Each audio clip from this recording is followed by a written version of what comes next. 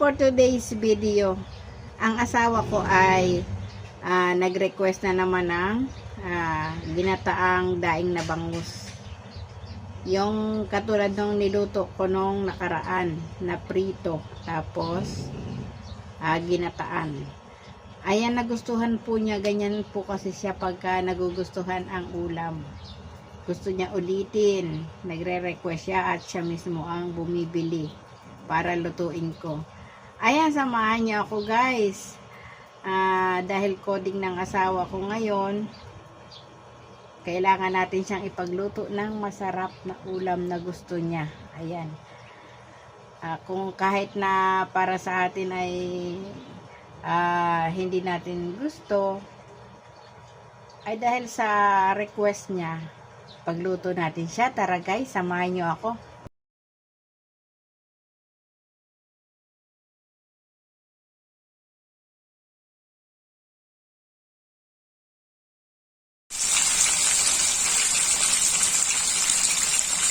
Ayan, tayo magluluto ngayon ng katulad nung niluto natin nung nakaraan, yung ginataang daing na bangus, kasi nag-request ang asawa ko. Bumili siya ng bangus kanina at yun daw ang lutuin ko ulit, yung nasarapan siya doon. Kaya ayan, uulitin natin. Alam nyo naman, pagka nagugustuhan, kailangan mag-request sila. Kaya ayan, tayo nagpiprito ngayon ng bangus. Daing niya, tinanggal ko na yung binoneless ko na yan. Halos ulo yung nandyan kasi itinira ko yung bandang gitna. Para pamprito, pangbaon ng mga estudyante, bangus fillet. Ayan, ating niyang gagataan mamaya. O diba?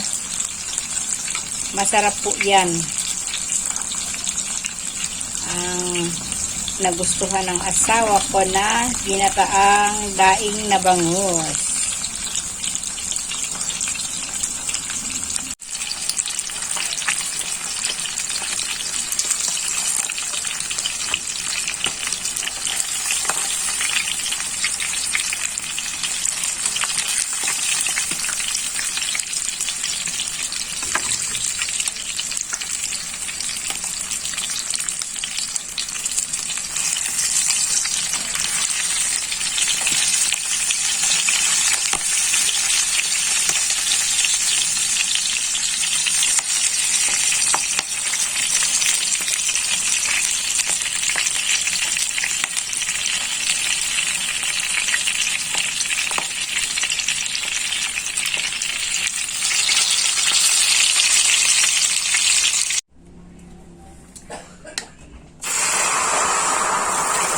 Ayan, gagataan na natin ang piniritong daing na bangus as requested by my partner.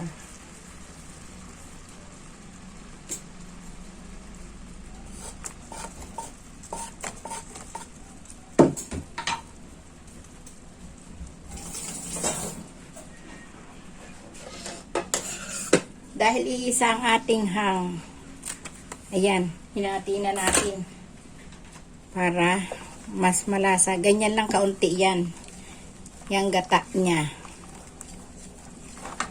Palapot-laputin lang natin ng kaunti. Tapos lagyan na natin ng seasoning.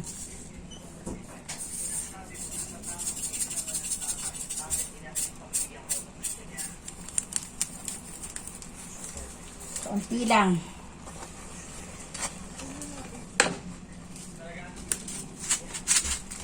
Lagyan natin ang kaunting magic. Kaunti lang.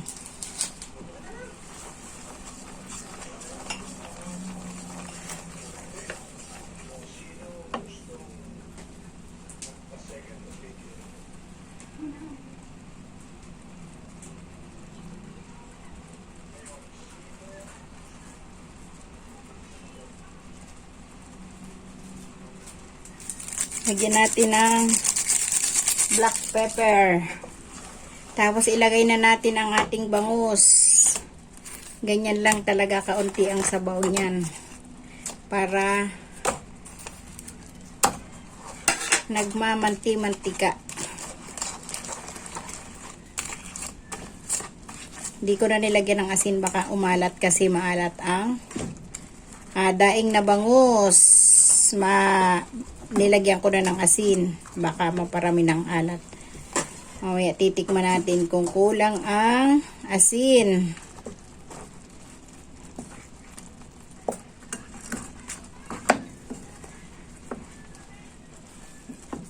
Kailangan natin baligtarin kasi kakaunti nga ang sabaw niya. Hindi siya pupunta doon sa ano. Para manuot yung gata sa bangus. Ganyan lang kasimple. O diba, wala akong kamatis. Dahil tinamad na naman akong lumabas, wala akong stock na kamatis dito sa rep. Hindi na ako na kasi nagmimili ng ng pang-stock na gulay kasi sira nga yung rep namin. Freezer ang ginagamit namin ngayon. Yung freezer na box type. Ayun. Konting asin lang kulang.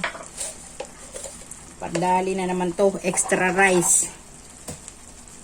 Extra rice. Kaya tumataba ang mga kasama ko. Pati ako. Parang hindi masarap pagka walang sabaw-sabaw. Lagyan ko kaya ng kaunting tubig para lagyan ko. Lalapot pa naman yan kasi. Nilagyan ko kasi lalapot pa naman yan at masyadong malapot ang gata. Kaya ganon, para humaba ang video, diba? Matatapos na. Matatapos na ang video. Matatapos na ang pagluluto ko. Ayan. At parang hindi magandang tingnan pagka walang mga gulay-gulay, diba? Okay lang yan. Pag naman ako nagluto ng gulay, puro gulay naman eh. Hindi rin ako nakapanalbos ng kamote sa likod at alam nyo na, ang busy. Isiningit lang natin tong pagluluto kasi kailangan nating magluto ng masarap at nandito ang asawa ko. Coding niya. Minsan lang siya nandito at lagi siyang nandoon sa pamamasada. Kaya kailangan pag nandito masarap ang ating ihahain. O diba? Bawi-bawi tayo. Atin ang tikman.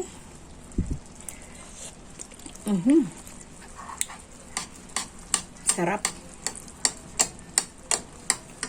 Ayan, di ba malapot pa ulit? Lumapot pa ulit. Kahit nilagyan natin ng kaunting tubig.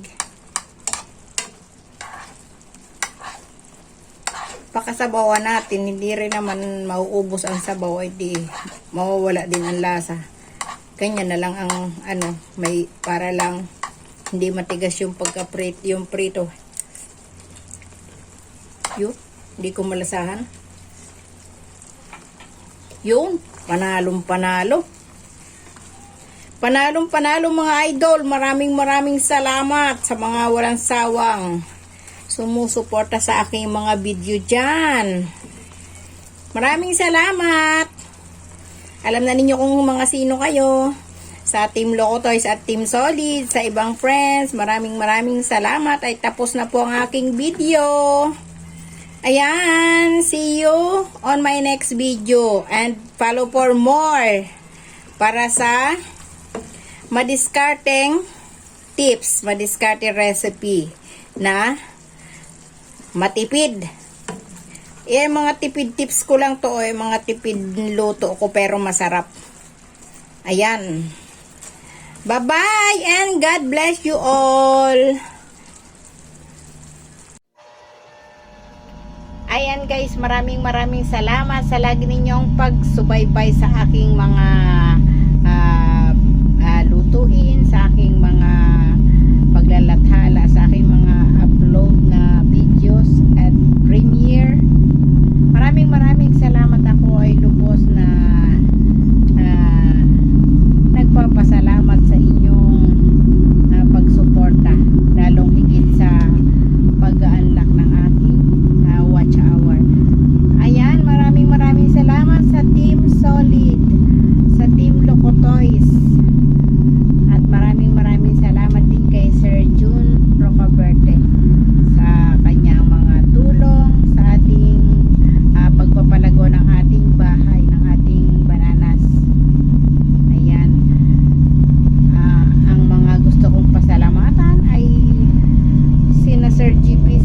Backyard, Ma'am Gabs Mix Vlog, Ma'am Lilet Life and Travel, Sir Saijan Hunter, Sis Lee Arlene Channel, Ma'am Seros HK, Sis Caviteña Vlog. Ayan ang Team Locotoys.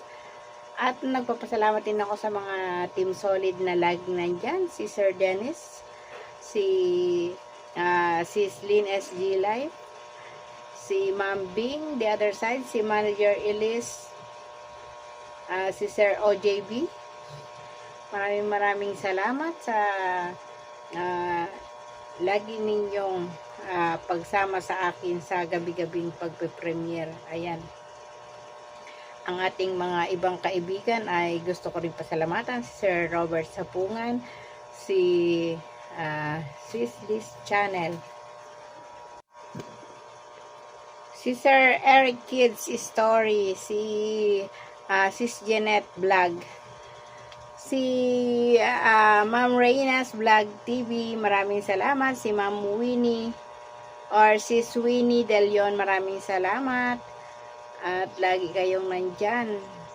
Si Sir Nelson Mix Vlog, maraming salamat. Si Mr. Lee Art, thank you Mr. Lee Art. At yung mga ibang hindi ko pa nabanggit ay babawi ako sa mga next video ko. Basta salamat sa lahat ng suporta nyo. Ayan. At siguradong magugustuhan ng asawa ko ang aking niluto para sa kanya. Kasi ni-request niya yon. Kaya ayan. Bye-bye guys at God bless you all.